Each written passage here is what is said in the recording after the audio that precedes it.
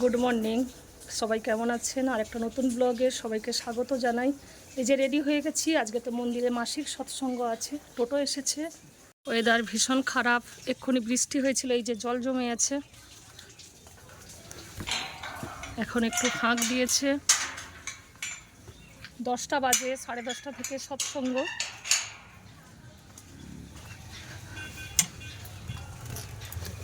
আজকে কিন্তু সারাদিনই বৃষ্টি হবে, যা ওয়েদার। চল রানী, আসি। রানী দেখছে, দেখ বারান্দায় বসে বসে, ওই যে বারান্দাতে বসে বসে দেখছে। এই তো মন্দিরে এসে পৌঁছেছি। ওয়েদার ভীষণ খারাপ, পাশাপাশি মনে হয় বিয়ে বাড়ি, এখানে ঘর তুলতে এসেছিল, ওই যে যাচ্ছে। এখানে রেডি হচ্ছে।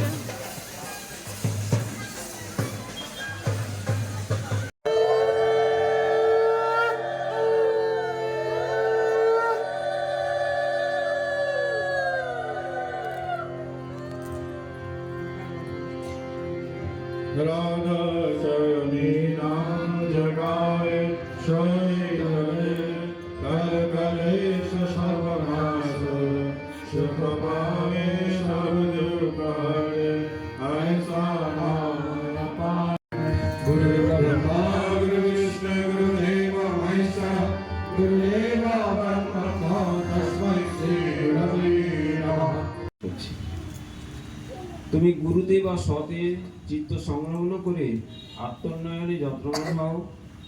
অন্যে তোমার বিষয়ে কি বলছে দেখতে গিয়ে আকৃষ্ট হয়ে পড়ো না, তাহলে আসক্ত হয়ে পড়বে, আত্মোন্নয়ন হবে না। স্বার্থবুদ্ধি অনেক সময় আদর্শে দোষারোপ করে, সন্দেহ এনে দেয়, অবিশ্বাস এনে দেয়। স্বার্থবুদ্ধিবশত আদর্শে দোষ দেখো না, সন্দেহ করো না, অবিশ্বাস করো না, করলে আত্মোন্নয়ন হবে না। মুক্ত স্বার্থ হয়ে আদর্শে দোষ দেখলে তার অনুসরণ করো না, করলে আত্মোন্নয়ন হবে না। আদর্শের দোষ বড় অহংকার, স্বার্থ চিন্তা, অপ্রেম। অনুসরণকারীর দোষ সন্দেহ, অবিশ্বাস, স্বার্থবুদ্ধি। যিনি প্রেমের অধিকারী, নিঃসন্দেহ চিত্তে তাঁরই অনুসরণ করো, মঙ্গলের অধিকারী হবেই হবে। যিনি ছলে বলে কৌশলে যেমন করেই হোক না কেন সর্বভূতের মঙ্গল চেষ্টায় যত্নবান, তারই অনুসরণ করো, মঙ্গলের অধিকারী হবেই হবে।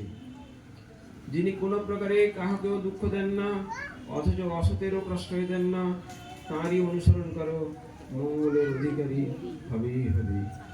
শান্তি শান্তি শান্তি। সসম্ভ্রমে ভক্তি গদগদ কণ্ঠে মা আমার জননী আমার বলে মুগ্ধ হয়, বুদ্ধ হয়, তৃপ্ত হয়, কৃতার্থ হয়। তবেই তুমি মেয়ে, তবেই তুমি সতী।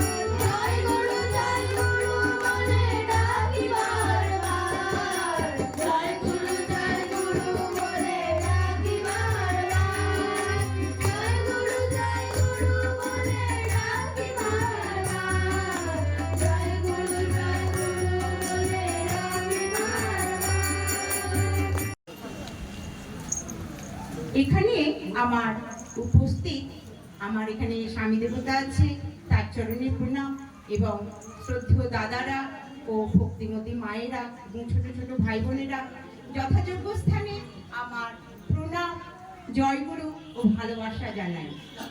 আমার ভীষণ ভীষণ আনন্দ লাগছে, কারণ একটা অপ্রত্যাশিত ভাবে পাওনা। আজকের যে এই যে সৎসঙ্গটা আমার, এটা আমি ভাবতে পারিনি যে আজকে এইরকম আনন্দ করতে পারবো। আমি আসছিলাম একদিক থেকে, এবার এই রাস্তাটাই আমাদের এরকম একটা প্রোগ্রাম ছিল যে যাওয়ার পথে আমরা আমাদের মন্দির পড়বে, কাকদ্বীপ মন্দির পড়বে, সেখানে আমরা প্রণাম করে তারপরে বাড়ি যাব যথারীতি। তাই আজকে আমরা সকালবেলা এই 7:30 এরকম হবে মন্দিরে এসেছি, এবং জানি প্রার্থনার পরে নিশ্চয়ই মন্দির খোলা থাকবে। হবে, সেই সুযোগটাও হয়ে গেল। এসেই দেখছি মন্দির খোলা, দাদারা বসেছিলেন টেবিলেতে। দাদাদের বললাম, দাদা মন্দির খোলা আছে? বললে হ্যাঁ খোলা আছে। বলে সঙ্গে সঙ্গে আমরা গিয়ে প্রণাম করলাম এবং তারপরেই শুনলাম যে আজকে এই কাকদ্বীপ মন্দিরের মাসিক সৎসঙ্গ। এটা একটা উপরি পাওনা। তার সঙ্গে আমার এইসব এখানকার আমার এই তুহিনা মা, তার সঙ্গে আমার ভীষণ ভীষণ একটা ভালো না বলে পারাই যায় না। এইসব মায়েরা আছে ভীষণ ভীষণ ভালোবাসার আপন মানুষ। আমি কিছুই বলতে পারি না, আমার বলবার মতো সেরকম কোনো আমার ভাষাও নেই। বলতে গেলে সেটা আমার স্বামী দেবতা আছেন, তা যদি সম্ভব হয় একটু তার থেকে একটু মানে আমিও শুনতে চাই। যাই হোক, আমি যে কথা বলতে যাচ্ছিলাম, প্রভুর আশিস মাথায় করে ছুটব মোরা ভুবনময়। সত্যিই তাই। দেখুন আজকে আমার এত ভালো লাগছে, এই যে ছোট ছোট এই যে শিশুগুলো, এই বাচ্চাগুলো, এই যে আজকে তারা এই একসঙ্গে সমবেতভাবে সঙ্গীত করলো, এই যে তাকে ফলো করা, তাকে অনুসরণ করা। আমরা দেখি ঠাকুর বাড়ি যাই, দেওঘরে যাই, সেখানে গিয়ে আমরা হয়তো কোনো রকম ওই ঠাকুর প্রণাম করলাম, প্রার্থনাটা করলাম, তারপরে দেখবেন বেশিরভাগ সময়টা আমরা ওই চপের দোকানে বা আমাদের এই সাইড সিন হ্যানাদানে এইসব হয়তো আচার্যদেবকে দিয়েও একবার দূর থেকে প্রণাম করলাম। এই কাজে সময় বৃথা নষ্ট করি। তা না করে মাগো, আমরা ঠাকুর বাড়ি যখন যাই একদিন দুদিনের জন্য, সেখানে সেই প্রথম থেকে সেই নহবত বাজা থেকে, উৎসব হলে নহবত বাজে, উৎসব না হলে প্রার্থনা থেকে, প্রভাতী প্রার্থনা থেকে শুরু হয়। সেই থেকে যদি আমরা শুরু করি, মানে অনুসরণ করা, সেখানে কি হয় আমার আজকে বলতে না বলে আমি থাকতেই পারছি না। এই যে ছোট ছোট বাচ্চাগুলো, তুই না মা বললো, মাগো আমি চেষ্টা করছি এগুলো, মাগো এই তো দারুণ ব্যাপার। এ তো একদম আচার্যকে মানে আচার্য দেবের নির্দেশ একদম আমি দেখতে পাচ্ছি চোখের সামনে, যেখানে পরিপালন হচ্ছে। সেখানে দেখছি আচার্যদেব নিজে হাতে করে, বড় বৌরানী মা নিজে হাতে করে এই বাচ্চাগুলোকে তৈরি করছেন, পরপর স্টেপ বাই স্টেপ। ছোট থেকে একটা বাচ্চাদের একটা গ্রুপ আছে 5 থেকে 7-9 বছরের মধ্যে, আবার একটা গ্রুপ আছে 15 বছরের মধ্যে, আবার একটা গ্রুপ আছে 17, 18, 20, 22 বছরের মধ্যে। এইভাবে তারা কিন্তু পূজনীয় আবিন দাদা এবং আচার্যদেব, বড় বৌরানী মা সকলের প্রচেষ্টায় আজকে কিন্তু তারা কিন্তু এগিয়ে চলছে। এবং সেই আমরা আবার দেখলাম আজকে আমি এসে, আমার ভীষণ ভালো লাগলো যে এই আমরা কাকদ্বীপ মন্দিরে সেই দৃশ্যটা আমরা দেখতে পেলাম। তাই যাই হোক, আমি আজকে আমাকে দাঁড় করিয়েছি, যদিও আমি সৎসঙ্গের মধ্যে আমার সেই স্পর্ধা নেই যে আলোচনা করার। যাই হোক, যখন আমাকে দাঁড় করিয়েছি দু একটি কথা বলি। আমরা মায়ের কথা বলি, জগৎজননী শ্রী শ্রী বড় মার কথা, এবং বড় মাকে বলতে গিয়ে আমরা জগৎজননী বলি, বিশ্বজননী বলি, বিশ্বমাতা বলি, অনেক কিছু বলি। কিন্তু মা গো, জানো মা, এগুলো সবই কিন্তু শ্রী শ্রী ঠাকুরের দেওয়া উপাধি। একবার একটি ঘটনা মনে পড়ে গেল। একবার যখন আমাদের শ্রী শ্রী ঠাকুরের মাতা মনমোহিনী দেবী যখন দেহ রাখলেন, যখন মনমোহিনী দেবী, আমরা সবাই জানি যে শ্রী শ্রী ঠাকুর মাকে কিরম ভালোবাসতেন, তিনি কিরম মাতৃভক্ত ছিলেন, আমরা সকলে জানি। সেই মা যখন চলে গেলেন, তখন শ্রী শ্রী ঠাকুর প্রায় পাগল প্রায় অবস্থা, প্রচন্ড কাঁদছেন এবং আশ্রমবাসী, পাবনা আশ্রমবাসী সকলে কাঁদছেন। এমতো অবস্থায় জগৎজননী শ্রী শ্রী বড় মাকে উদ্দেশ্য করে শ্রী শ্রী ঠাকুর বলছেন, বড় বউ, আজ থেকে তো আশ্রমবাসী মাতৃহারা হলো, তুমি পারো না এদের মা হতে? তুমি আজ থেকে আর বধূ নয়। এতদিন বড় মা কে ছিলেন? বাড়ির বউ ছিলেন, বধূ ছিলেন, আর মা ছিলেন মাতা মনমোহিনী দেবী। শ্রী শ্রী ঠাকুর বললেন, আজ থেকে তুমি আর বধূ নয়, আজ থেকে তুমি জননী, বিশ্ব জননী। তখন থেকে আমরা তাকে ওই বিশ্ব জননী বলে থাকি। তাই সচ্চিদানন্দ গোস্বামী বললেন, ওই স্নেহ, মমতা, আদর, যত্ন, প্রাণ ঢালা ভালোবাসা, শান্তি দিতে, দুঃখ ভোলাতে, মুখে যার মৃদু ভাষা, কর্ম যাহা শুধু সেবা করা প্রতিদানী নাহি যাচি, সে নারী নহে কো কামিনী, বিশ্ব জননী শেষে। আমরা সত্যানুসরণে পড়েছি, পরমাংশদেব তিনি বলতে পারছেন যে কামিনী কাঞ্চন থেকে তফাৎ, তফাৎ, খুব তফাৎ। আর শ্রী ঠাকুর কি বললেন? শ্রী ঠাকুর বললেন ওই কামিনী থেকে কাম বাদ দিলেই তিনি মা হয়ে পড়েন।